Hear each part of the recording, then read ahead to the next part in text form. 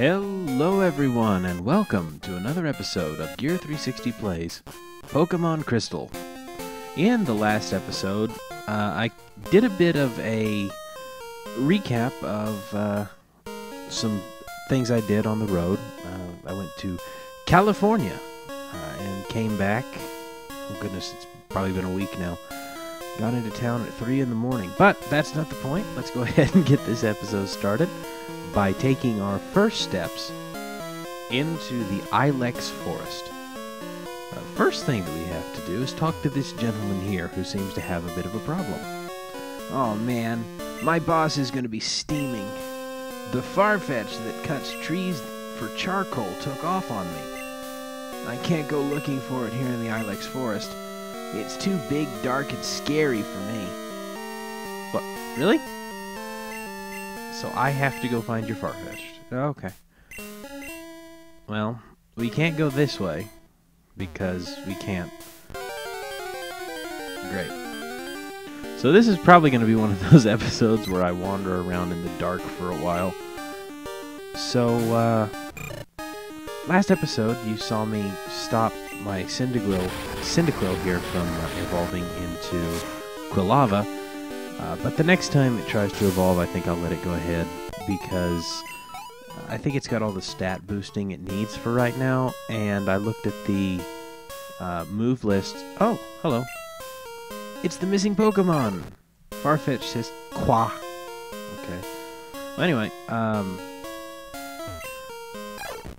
I looked at the move set and what levels they learn moves at, and there's not a whole lot of difference between Quilava and Typhlosion in when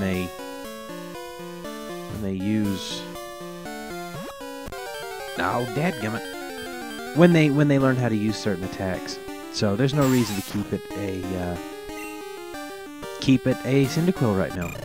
Other than Cyndaquil is adorable, but that's not the point. So, like I said, went out to California. Really excited about that. First time I've ever been, so that was exciting. We went out to Disneyland for the 60th anniversary. Disneyland, sometime in July, I want to say, will have been in California for 60 years. And they've really done a lot of amazing stuff out there for the, there it is, for the 60th. There we go. New fireworks show. They reopened the Matterhorn. Oh, Bugcatcher Wade's got a call. Wade hasn't found all kinds of berries. You know, I'll probably take advantage of a lot of those item gathering quests as soon as I can get around faster, but for right now, there's just no way I'm going to take all that walk back there. But, yeah, they've really done that park up quite well. So, I'm going to give you a bit of advice. Now, this is personal, coming from me. If you ever have the chance to go to a Disney park, okay? I don't know why I'm going to catch this, but I'm going to try to catch this. Don't go to Disneyland.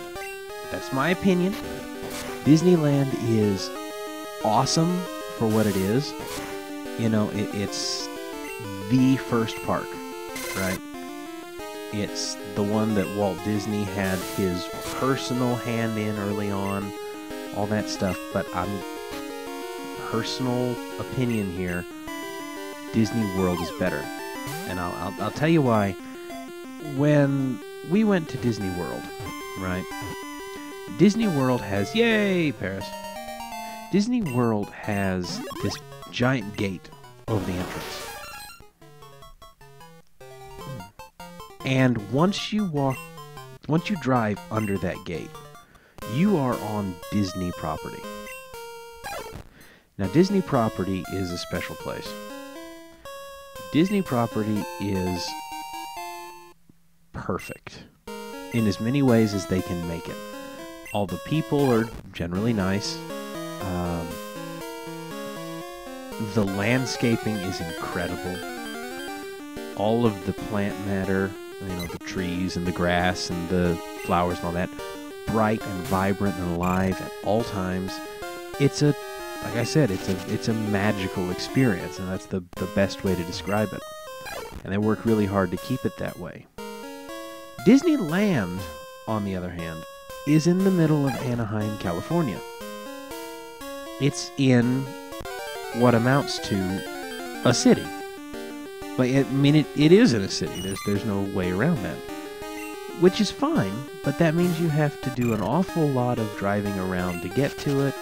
You have to park in the city and then take a public bus to the park. It's a specific Disney bus, but I think it would have been better if we had gone to Disneyland first and had an experienced world first. But personal opinion, if you can, Disney World is better than Disneyland. However, Disneyland has something that Disney World does not. Disneyland has Cars Land. Cars Land was amazing. Like, perfect recreation from the movie, or as perfect as they can do. Hey! We got him back. Wow, thanks a whole bunch. My boss's Pokemon won't obey me because I don't have a badge. Nah, my Farfetch'd. You found it for us, kid? Without it, we wouldn't be able to cut trees for charcoal. Thanks, kid. How can I thank you? I know. Here, take this. I received HM01, which is cut. Teach that to a Pokemon to clear small trees. Of course, you have to have the gym badge from Azalea to use it. Well, I just so happen to. So let me see if I've got any Pokemon that I want to teach cut. Bellsprout could use it. Yeah, let's do that. We'll go with cut. This will be the first move we actually teach a Pokemon. Alright, Bellsprout, let's get rid of one of your moves. Which move? Vine Whip, Growth. Not an attack move.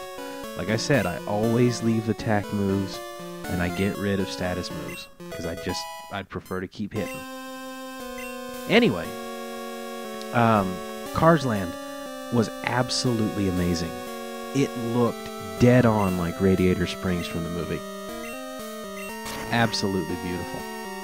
But we got past our first thing here in the Ilex Forest and can now move on to the second half. Ilex Forest has always been a really cool area, in my opinion. Just that the dark aesthetic and it's got that kind of creepy music. What does it say? And Pokemon. Everywhere Pokemon. So I actually have, and you'll see it if you stick around to the end. Ilex Forest is so overgrown with trees you can't see the sky. Please watch out for items that may have been dropped. But I've started to put an end cap on my videos with it's that blue screen that comes up with my logo, and it's got two options for other videos that you could watch and that aren't from this series. Subscribe button, and then links to, well, my social media information. I've been trying to, I used to just use music that I got from Incompetech, which was great, but I kind of wanted to see if I couldn't link it to the series. So I went to Newgrounds and found a guy who did some Pokemon remixes, and I absolutely loved them. So I talked to him, and I'm going to start using those there as well. Well, instead, I should say, of the Incompetech stuff. So tell me if you like it, and if you don't, well, tell me that too, and we'll see what we can do about it. Because I like to try new things. Now, just to the left here is the exit to Ilex Forest, but while we're here, let's just see what's on ahead. More Pokemon. I wonder if... I've got a repel in my pack, don't I? Yeah, I think I do. I may use it. They're not that expensive, and it'd certainly be useful.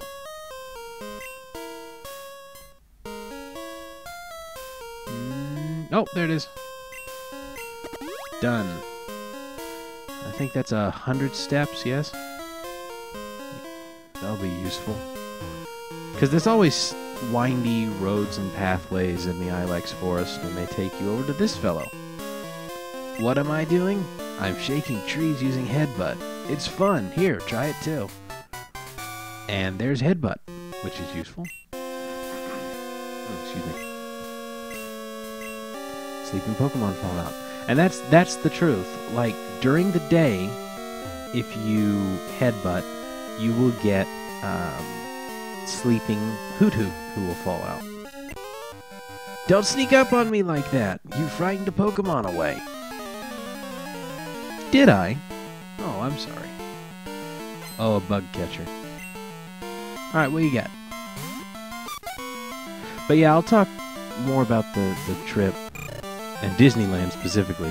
There were some absolutely amazing rides there. And you know, you don't necessarily go to Disney parks for the rides, right? You're going for the experience of being in a Disney park.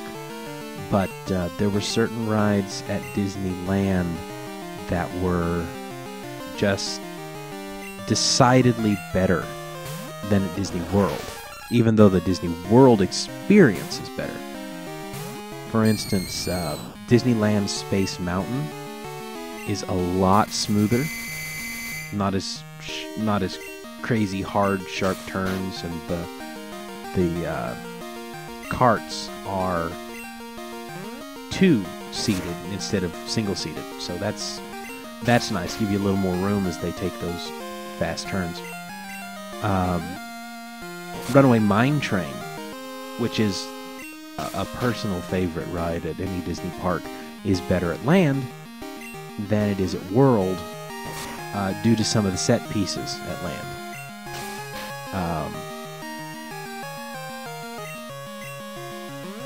Let me see, what other... There was another ride that was better. Oh, goodness. I think... No, definitely. No need to think about it. But I loved Pirates of the Caribbean from land more than I did from World. It was... There was more to it. And that's it. We're through the Ilex Forest and on to Route 34. Let's press on just a little bit. Maybe take out some trainers. This is where I do my training. Okay. Let's see what you got, kid.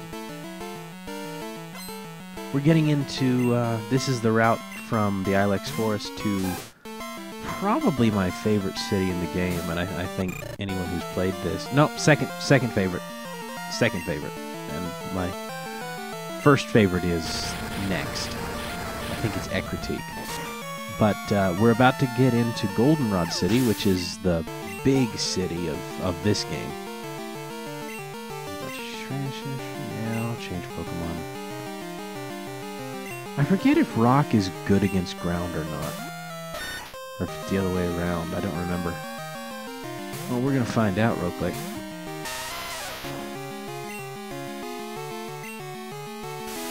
Nope, that's not going to help you.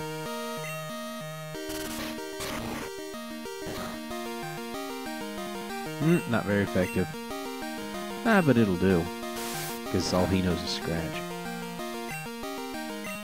But yeah. Let's wrap this up, let's say.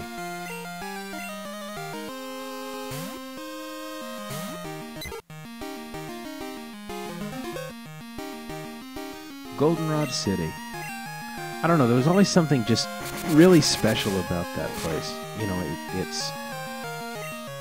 it's big, obviously. It's got the radio station in it, and I've always had a soft spot for radio.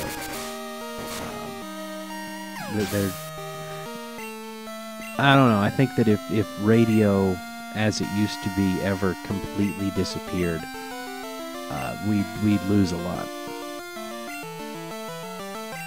Because, you know, it's always there. Like, if the power goes out, and we have to deal with that in Oklahoma, I think there is in the average Oklahoman a special love of radio because it's important. If the power goes out, which it does a lot here, you know, if the power goes out, you just switch on your battery-powered radio, and there it is. There's the weather, there's the news, there's the whatever you need.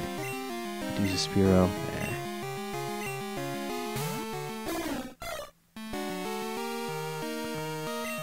There we go. But yeah, it's got that big radio station, which is really important to the game. The bicycle. We're about to get the bicycle. I can't wait to do that. The underground area is awesome. So we will have to do that in the next episode. I'm out of time. Oh, sweet!